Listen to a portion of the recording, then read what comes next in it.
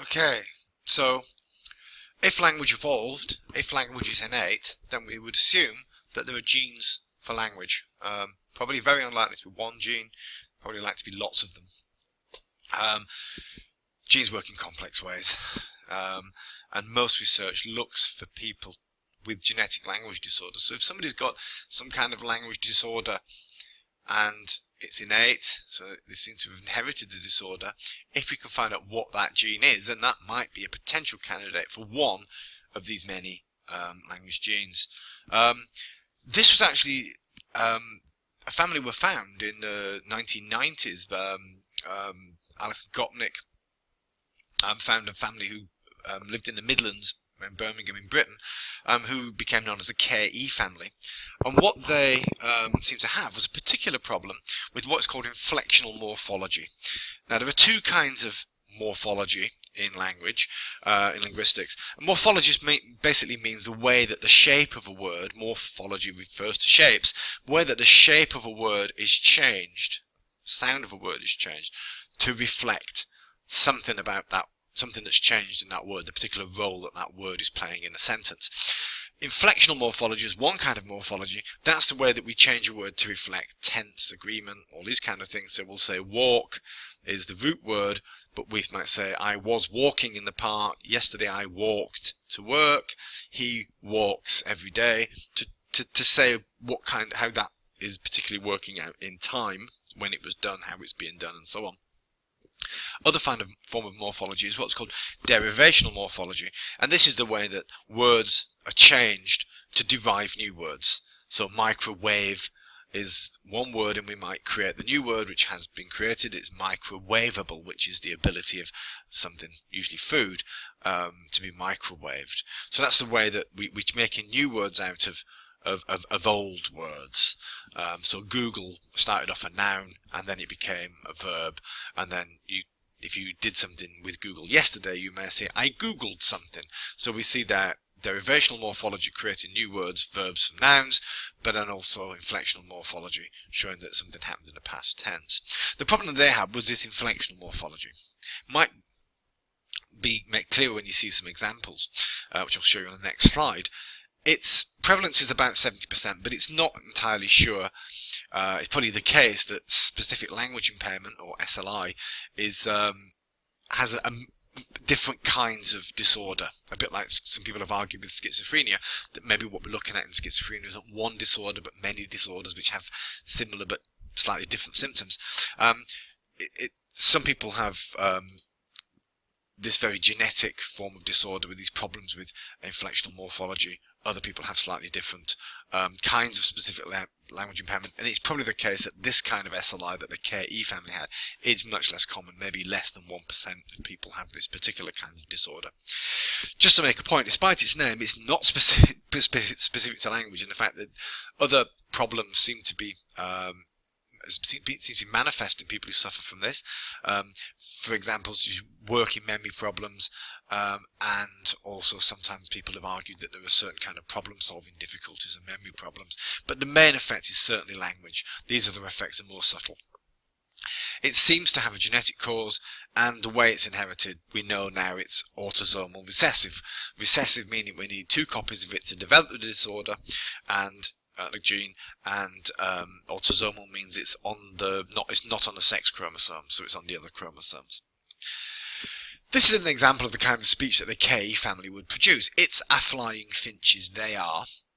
She remembered when she hurt herself the other day, so it should be she remembered when she hurt herself the other day. The neighbours phoned the ambulance because the man fall off the tree, so it should be something like the neighbours phoned the ambulance because the man fell off the tree. The boys eat for a cookie rather than the boys ate 4 cookies, and Carol is cry in the church. So the kind of, you know what they mean here, but it's odd, it's ungrammatical. It should be Carol is crying in the church, the boys eat 4 cookies, and so on. They're not inflecting the words correctly to show that plural nouns, as in cookies, or that the neighbour phoned the ambulance in the past, so there's no D at the end of phoned, and so on. That's the kind of problems that these people have. And a way of testing this was to use a very simple test, which is really quite an old test, I think at least from the 1950s, which is called the WUG test. And in the WUG test, this is the kind of thing that's presented. Children usually are presented with a little cartoon animal. This is a WUG, and they're then told that now there's two of them. There's another one, then there are two of them, so therefore there are two, and the child is asked to fill in the word, and young kids are perfectly fine with this. They will say WUGs. 3-year-olds can do this, and this is Myrna Gopnik's work, or Alison Gopnik's work, sorry. People, even adults with specific language impairment, are very poor. They will say wugs or wags. Also, one of the interesting things about when you make something a plural, if it ends in a voiced consonant like g, you would say the S would be pronounced z, so you say dogs, because G is voiced. If it's unvoiced, you would say s, so the t in cat is unvoiced, so you pluralize a cat by saying cats rather than cats. And if it ends in an S, you have ES, as in horses. You don't say horse. They completely mess that up. So not only do they find it difficult to do in the sense that they are saying wags and things like that, or just wug. Now there are two wug. They're also getting the sound of the letter, the sound of the phoneme wrong. So they might say wugs or wugs, as in horses. So it's a mess. So they're much worse than 3-year-olds, even adults. There's something problematic going on here. Gopnik's argument was that essentially what they're doing, they can't learn the mechanism which adds an S onto the end to make plurals, or add an ED on the end to make something in the past. That mechanism is disrupted. The part of the brain which does that, the brain mechanism which does that, is disrupted, and it might be this brain mechanism which is disrupted by the presence of a deficient gene. Now, when humans, that's offensive. When people who do not have specific language impairment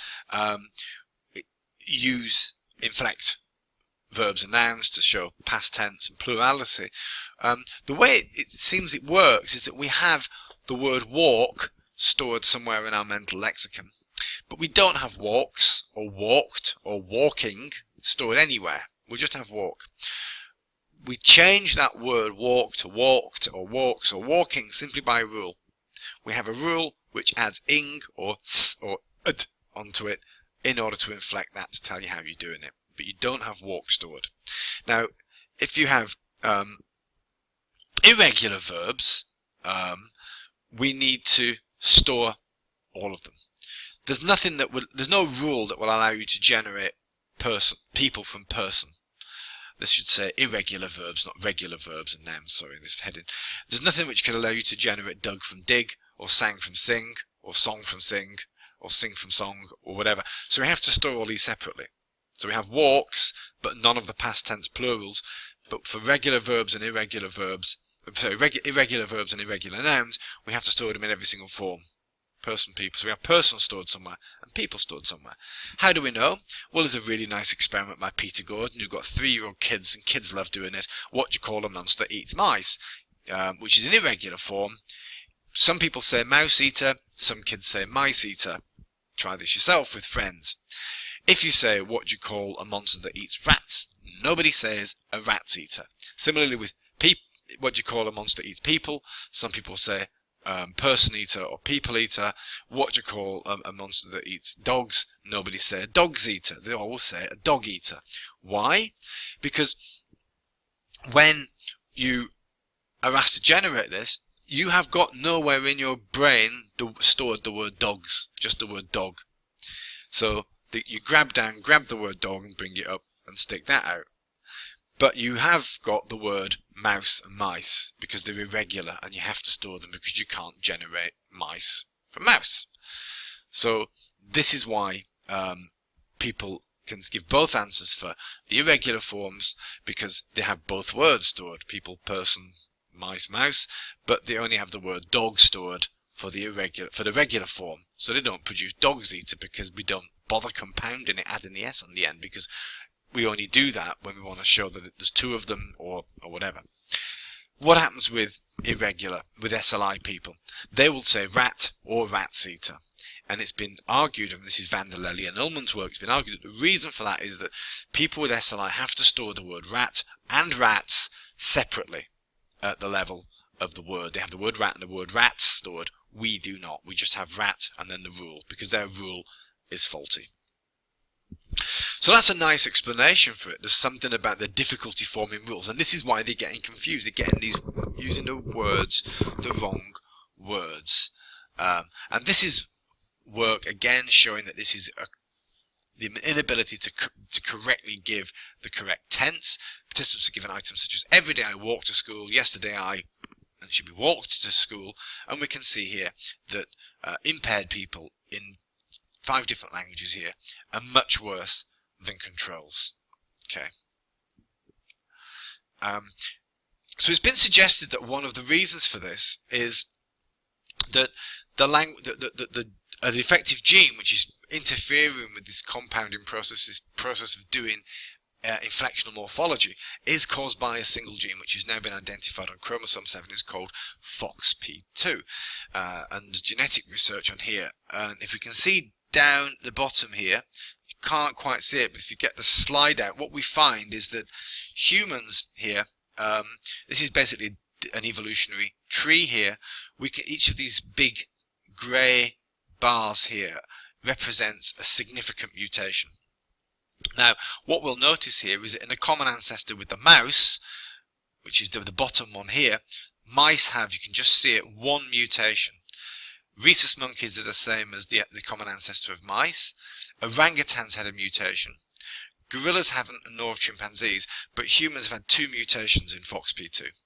So it's different, quite different in humans than it is in chimpanzees, gorillas, and orangutans.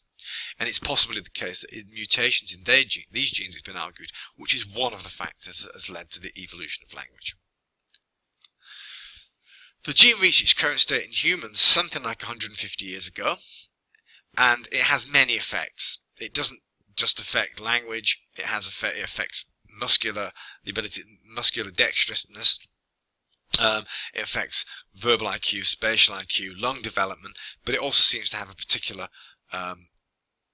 effect on vocalization. It has such a big effect because it doesn't just code for a single protein, it codes for a protein which a cell itself affects the expression of other genes. So it codes for what's called a transcription factor. It's a controller gene. It switches other genes on and off. That's why it has a powerful effect. Work has been done knocking this gene out, knockout mice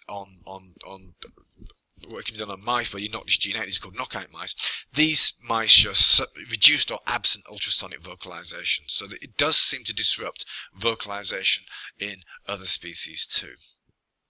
So FOXP2, a possible candidate for a gene which might have a role in language, and damage to this gene seems to affect one of the important aspects of grammar, which is inflectional morphology. This is a gene which is seems to be affected in people who suffer from the disease, such as a KE family. Is it a grammar gene? It's unlikely to be the grammar gene. It's almost not the grammar gene. As we said, language is an extremely complex thing, and it's likely that many genes will play a role in this. And as we saw, FOXP2 is regulating other genes. Well, maybe some of those genes that FOXP2 is regulating are also candidates for grammar genes, language genes. But the idea that you can isolate a single gene or even a few genes and say this affects language and nothing else is quite unlikely. What you tend to find is a cascade of genes, all of which have multiple effects, one of these things being language. So it's a part of a complex process. But the fact that this version is unique to humans and humans have language just suggests that it might play an important role in language, and as we understand the genetics, and particularly whether these genes are expressed in the brain and the effect that those expressions have on language, suggests that this is an important and interesting avenue for further research.